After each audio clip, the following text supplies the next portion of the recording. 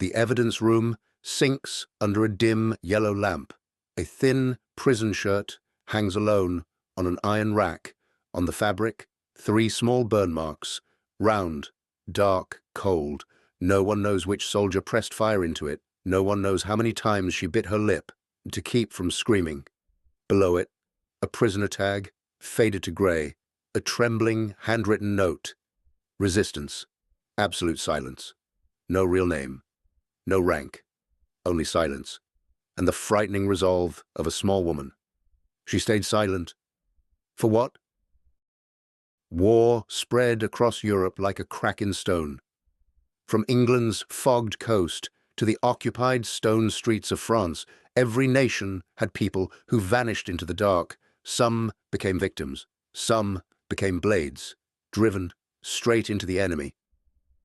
Odette Sansom was born in 1912 in Amiens.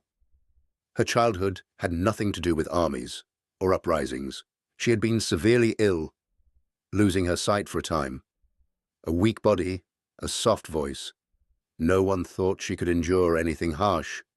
When grown, she left France for England, married, had children, lived as any woman would beside a small stove and an old radio. But the explosions from the continent and the waves of refugees tore apart the idea of a peaceful Europe. War maps spread across the dinner table, death notices read over the night broadcast. Odette's eyes grew deep and slow. She didn't know the war had already begun, calling her. In 1942, Britain's War Office sought women fluent in French, a small line in a newspaper. Odette only wanted to ask about military benefits, but in her letter, she described northern France's terrain in striking detail. It made an SOE officer pause for a long time. Her name was added to the candidate list. A mother of 3, summoned to a secret assessment center. No one believed she would pass, but Odette met every question head-on. No dodging, no softening, no fear of the darkness in the testing rooms. A cold question dropped into the silence. How does an ordinary person become an agent? SOE training began. English night fog mixed with cold grass. Radios crackled like metallic breath. A torn map lay on the wooden table, its edges worn by hardened hands. Odette learned to send code. Every dot, every pause. The instructor's voice sank into her notebook. No wavering, no fear of pain, no compromise. She shot poorly, ran poorly, but her resolve made others stop and look longer. In the dark training field, a quiet question rose. What makes the weak harder than steel?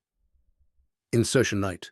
The sea black as shattered glass, a boat sliding toward the Côte d'Azur without a sound. The wind carried salt and far-off engines. Odette stepped onto the sand. She didn't look back at England. From this moment, she was Lisa, a link in the spindle network. Narrow streets, old wooden doors, 3 soft knocks, the familiar signal of the resistance. Maps passed under yellow lamps, radio waves carrying details of German defenses. She moved supplies, sent reports, guided Allied couriers, never letting go of that creased map. But German eyes grew sharper, black coats mixed into the crowds. Footsteps followed hers, knowing she was being watched. Why didn't she withdraw to England? April 1943. A black car stopped outside the hotel. The trunk slammed shut. Heavy footsteps, cigarette smoke choking the air. Gestapo had arrived. A deserter had betrayed them. The interrogation room was white and cold. A hanging lamp, trembling in the draught. Steel-framed windows marked with handprints of those taken before. They questioned her. Tapped pens on the metal table, eyes searching every flicker. Odette spoke little, but each sentence was measured. She built a false story, a high-ranking relative in SOE, a position that made the Gestapo Hesitate. She wasn't saving herself. She was protecting the network. Is silence courage or despair? Fresnes prison. Wet stone corridors. Dragging chains. The mix of cheap disinfectant and old blood. Flames pressed to her skin. Ropes cutting her wrists. Until feeling vanished. Cold water thrown into her face. Left hanging for hours. But her only answer was, I know nothing. A damp floor. Stained walls. A wooden bowl. Crooked in the corner. No radio site was exposed. No address compromised. No network erased because of her. A cold question etched into the darkness of Fresnes. How does a body born weak withstand this? Berlin, 1943. The gates of Ravensbrück opened. Grey smoke, short whistles, frozen ground under prisoner shoes. Odette was thrown into solitary. No light, no bed, no blanket, only dripping water from an iron pipe. Drop by drop. She revealed no identity, no SOE, no mission. The camp commandant, Suren, noticed that silence. He hesitated. He didn't dare execute her without orders from Berlin. A guard wrote in the duty log, she does not become weaker, even when close to death. What keeps someone alive when hope no longer exists? May 1945. The camp gates opened, Allied soldiers entered, ash drifting in the wind, footsteps mixed with stifled sobs. Odette walked out. She's so thin, she was barely recognizable. But alive.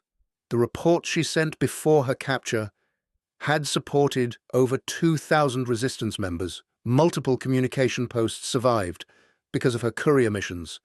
After the war, her testimony about Ravensbrück became key evidence in war crime trials.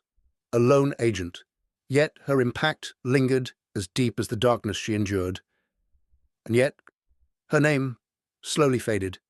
SOE files sealed for decades, missions unpublicized, women's contributions in the secret war pushed aside in political reports. Odette disliked telling stories, avoided the public eye, the scars, the solitary nights. She locked away in silence. Was history forgetful? Or did we look away to avoid the pain? A small ceremony. No flags, no fireworks, just a few rows of chairs, a worn wooden podium.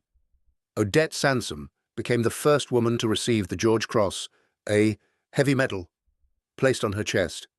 She did not smile, only said softly, I only did what had to be done. Many others deserve this more. Recognition arrived late, like a candle set too long after the dead have gone. What she kept was not the medal, not photographs of comrades, but a short piece of rope.